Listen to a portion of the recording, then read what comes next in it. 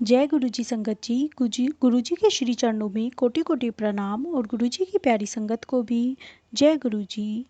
मैं आशा करती हूँ कि आप गुरु जी की दिव्य आभा के सभी सत्संग बहुत ही ध्यानपूर्वक और पूरा सुन रहे हैं और गुरु जी की ये दिव्य आभा की वीडियो और प्लेलिस्ट की सेवा सभी तक पहुँचा रही हैं, जिससे गुरु जी के श्री चरणों में बैठने का, उनका कृपा दृष्टि पाने का सभी को सौभाग्य मिले और गुरु जी सभी के कष्ट दूर करें। गुरु जी की सेवा ही एकमात्र फल है जिससे हम अपने प्रारब्ध को भी बदल सकते हैं और अपना जीवन सुखमय कर सकते हैं।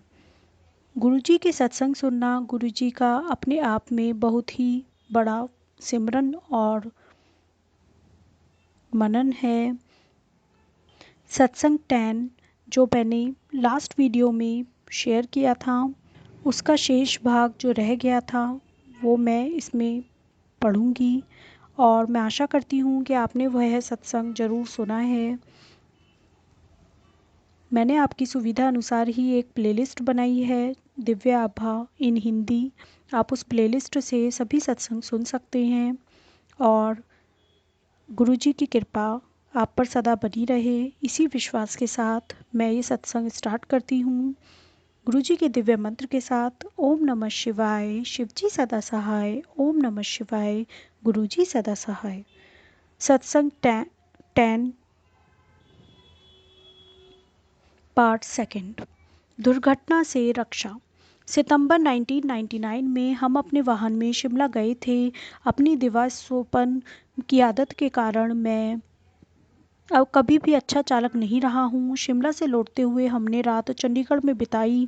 अगले दिन प्रातः हमें चंडीगढ़ से निकलने में देर हो गई थी और यह बात मुझे नहीं भा रही थी, अतः मैं कार आवश्यकता से अधिक तीव्र गति से चला रहा था। अम्बाला और करनाल के मध्य यातायात अवरोध था। हमारे आगे एक माटी प्रवर्तक जा रहा था और हमारे पीछे भी बहुत गाड़ियाँ थीं। मैं आगे जाने को आतुर था, परंतु प्रवर्तक के विशाल आकार के कारण आगे की दृष्टि अवरुद्ध थी और मार्ग के दूसरी तरफ का भाग निर्माण कार्य के लिए बंद था, अतः दोनों ओर का यातायात इसी तरफ से आ रहा था। मेरी पत्नी मेरे साथ ही अपने नेत्र बंद कर अपने छोटे से वॉकमैन पर शब्द सुनती हुई आगे बैठी हुई थी। वह प्रवर्तक अत्यंत धीमी गति से जा रहा था। काफ़ी देर उसके पीछे धीमी गति में चलते रहने के कारण मैं अपना संयम खो बैठा और मैंने अपनी कार की गति बढ़ाकर उससे आगे निकलने की चेष्टा करी। जैसे ही मैं उसके समानांतर पहुंचा, मुझे सामने से आता हुआ यातायात दिखाई दिया। सामने से अत्यंत तीव्र गति से एक और प्रवर्तक हमारी दिशा में भागा चला आ रहा था। उसमें और हमारी कार में कुछ मीटर की दूरी ही शेष थी और दोनों प्रवर्तकों के आगे के हिस्से में कुछ इंचों का ही अंतर था। कार के आते हुए प्रवर्तक से चीथड़े उड़ते हुए के विचार और दोनों के कर्मचारियों का चिल्लाना सुनकर मेरे शरीर में कंपकपी छूट गई। मेरी पत्नी ने अपनी आंखें खोली, मुझे देखा और हम दोनों को गुरुजी को याद करने के अतिरिक्त और कुछ नहीं सूझा। एकदम मुझे अपनी दाहिनी ओर के मार्ग में बने हुए विभाजक में एक टूटी हुई दीवार दिखाई दी और मैंने अपनी कार तेजी से उस दिशा में घुमा दी। गुरुजी के अतिरिक्त और कौन हमें इस प्रकार से जीवन दान दे सकता था।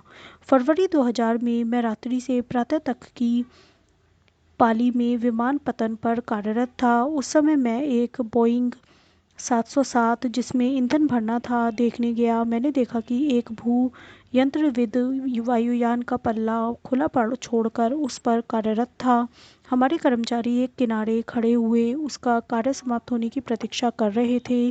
प्रश्न करने पर उसने उत्तर दिया कि अभी बहुत कार्य शेष था और वह अकेला ही था। इंजन के पल्ले को सुरक्षित रखने वाली भुजा भी काम नहीं कर रही थी और उसे वह सीढ़ी पर टिका कर रखे हुआ था। मैंने उसकी बात सुनकर उससे ईंधन भरवाने का कार्य प्रारंभ करवाकर अपना कार्य करते रहने की विनती करी। उसने मान लिया और कहा कि हम ईंधन भरकर यंत्र पर पहुँचें और वह भी शीघ्र वहां पहुंच जाएगा। जैसे ही मैं वहां पर मुड़ा, उसने मेरे से अदृष्ट सीढ़ी पर अपनी मुद्रा बदली और उसी समय वह सीढ़ी पर लटका कर रखा हुआ पल्ला नीचे गिरने लगा। मेरी दृष्टि अत्यंत तीव्र गति से गिरते हुए पल्ले पर पड़ी और मैंने तुरंत गुरुजी को याद किया। पल्ला जोर से मेरे मस्तक पर आकर लगा और वहाँ से रक्तस्राव होने लगा। मैं चेतन अवस्था में था। मुझे विमान पतन पर चिकित्सक के पास ले जाया गया तो उसने कहा कि ईश्वर ने मेरी रक्षा की है। 1 सेंटीमीटर भी ऊपर या नीचे चोट लगने पर वह घातक होती। इस बार भी मुझे पता था कि कौन से ईश्वर ने मेरी रक्षा की है। जलमग्न मुंबई में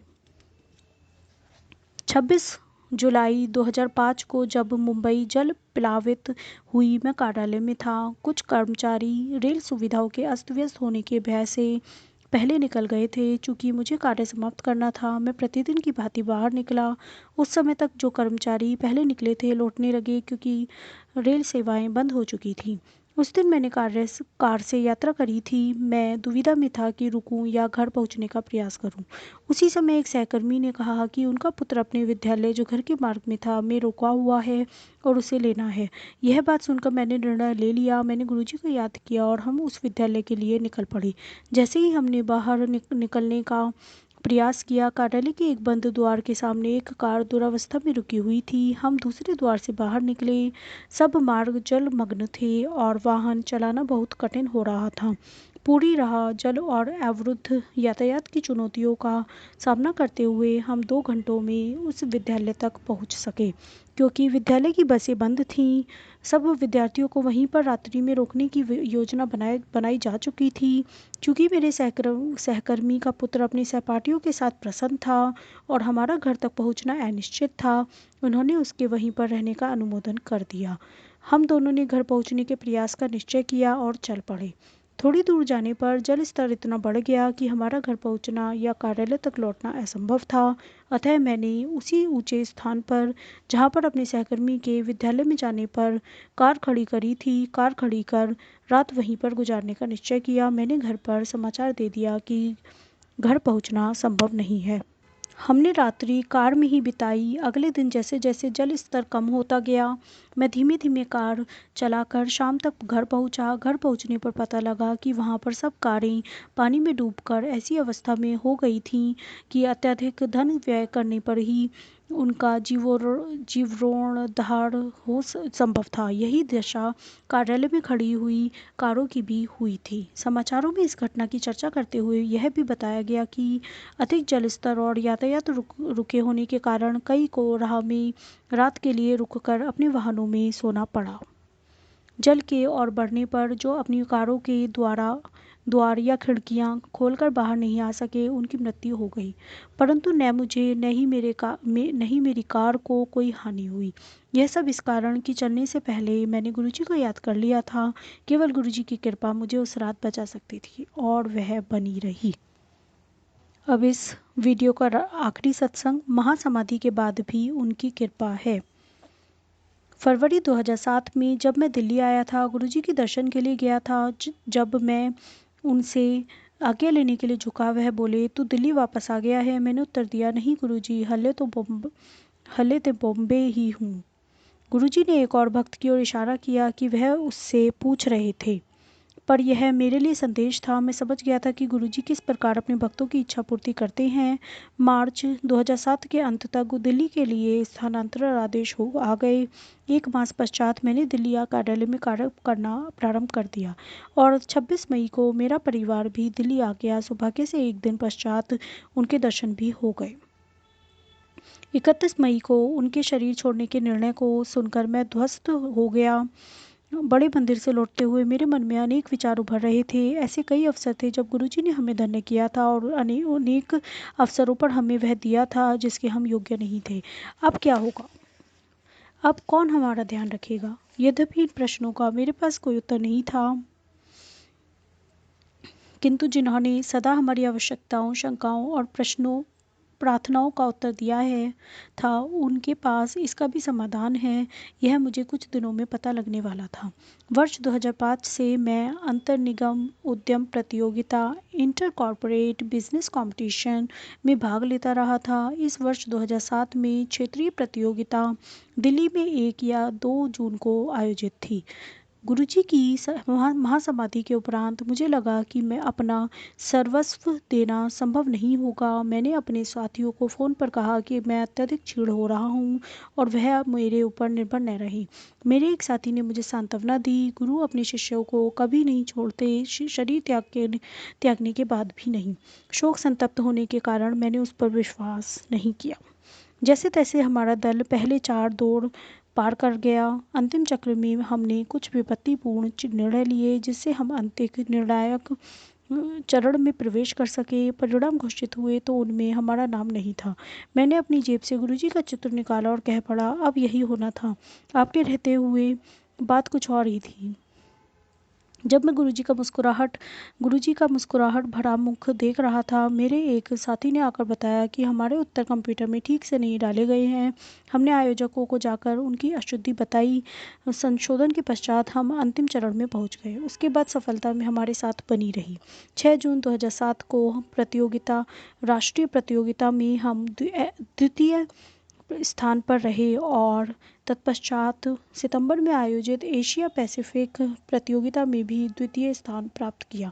गुरुजी ने हमें बता दिया था कि उनकी दया अब भी उनकी संगत के साथ है। हम अपने दोनों बच्चों को अच्छे विद्यालय में प्रवेश कराने को उत्सुक थे। यद्यपि हम विभिन्न सूत्रों के द्वारा प्रयास कर रहे थे पर उसमें कोई सफलता नहीं मिल रही थी। अंत में मैंने गुरुजी से प्रश्न किया, आपने 2 पुत्र दिए हैं तो इनको अच्छे विद्यालय में प्रवेश क्यों नहीं देते? इसका उत्तर मुझे अतिशीघ्र मिला।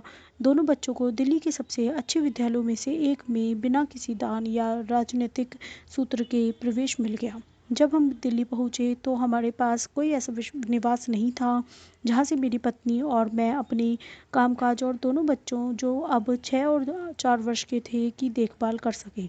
इस समस्या का एकमात्र समाधान यही था कि मेरी पत्नी को महाविद्यालय परिसर में ही घर मिल जाए।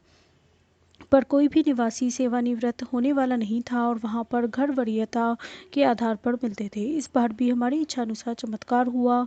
एक शिक्षक जिनके पुत्र को अपने विद्यालय से दूर होने के कारण कठिनाई का सामना करना पड़ता था ने अपना घर खाली कर दिया।